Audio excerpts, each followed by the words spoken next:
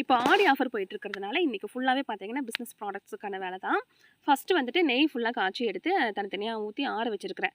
மாட்டு நெய் தனியாக, எருமை நெய் தனியான்னு வந்து நல்லா காய்ச்சி எடுத்துட்டு ஆற வச்சு அப்புறமா கொஞ்சம் ஆறுனதுக்கப்புறமா தான் பாட்டிலில் ஸ்டோர் பண்ண முடியும்.